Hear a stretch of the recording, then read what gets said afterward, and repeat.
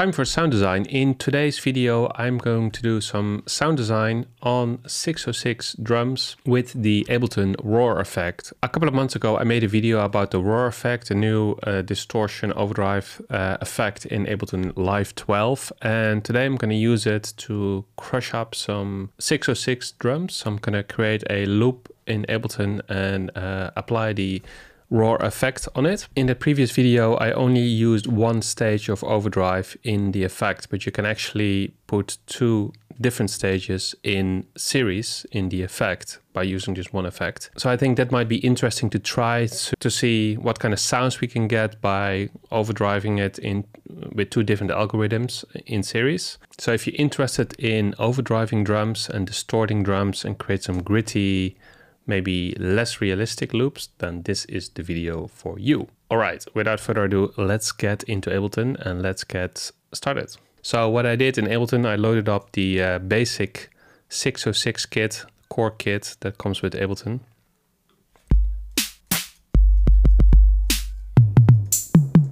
This kit. So let's put in some drums. Let's do 132, so it's quite up tempo. Let's put in a bass and a snare. There are two different snares. Let's start with this one.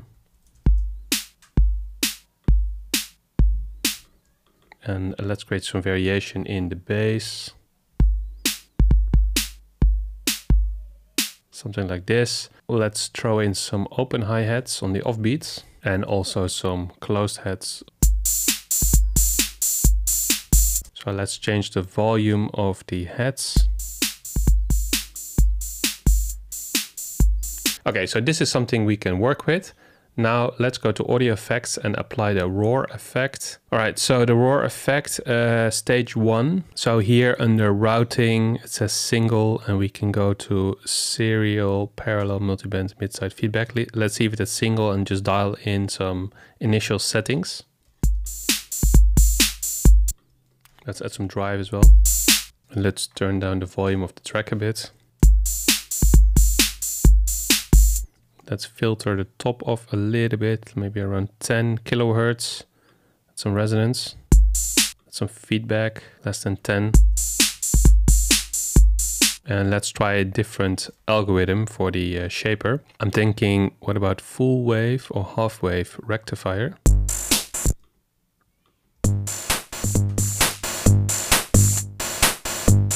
I think this one is nice because it really brings out the bass drum of this kit. So let's go with this. Just gonna lower the overall volume of the track a bit.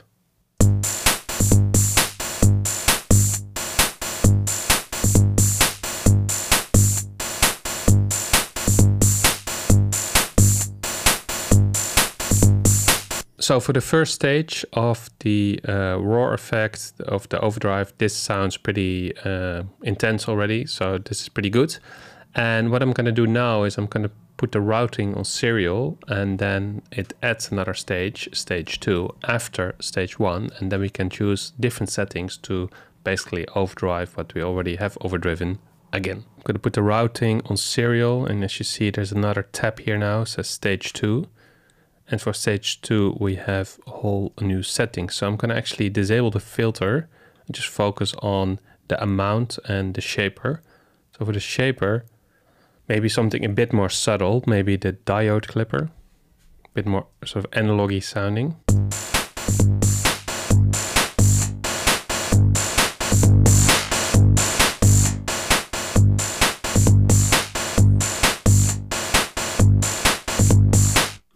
Maybe a bit more feedback as well. I'm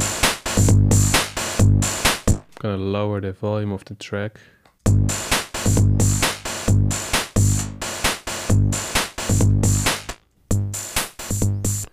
So if I only play stage 1 now, I leave the volume lower. So yeah, stage 1 sounds like this. And then with stage 2 enabled,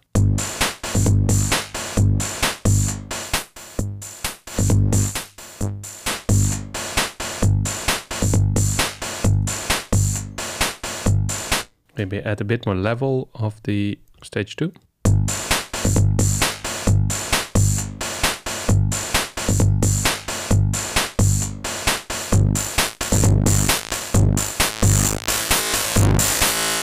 maybe it's interesting to modulate the amount of stage 2 so that it's not constant the whole time, but that it varies a little bit over time. So I'm going to add an LFO so you can actually see the movement of the dial.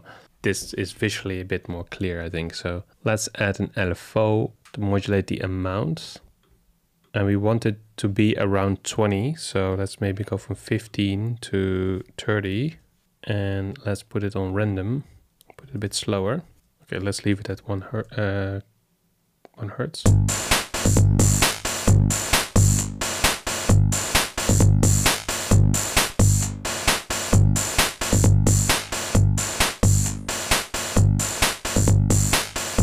So this is already more interesting, having the two different stages. I'm going to add one more thing, and that is, of course, a little bit of delay.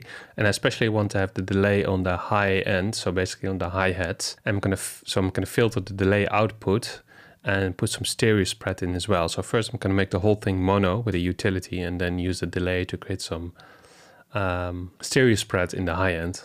So first I'm going to make it mono, and then I'm going to add a regular delay here. I'm going to filter the wet output, put the dry wet maybe at 40, add some spreading in the right channel, put the feedback on 35.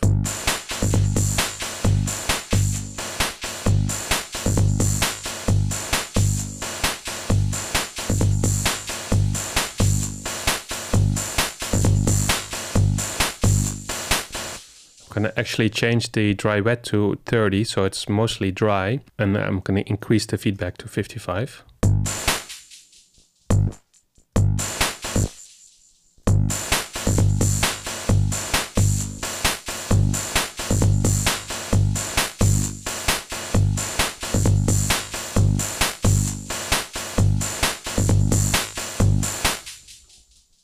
So yeah, that's it for this video. I'll show you now the before and after. So I started with a simple 606 drum loop. So without any effects, it sounds like this.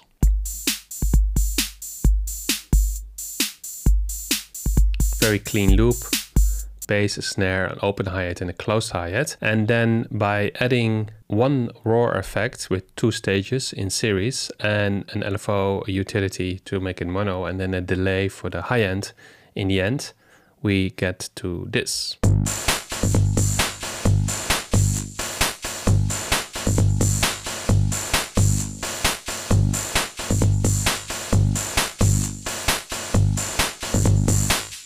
So this is how it looks like.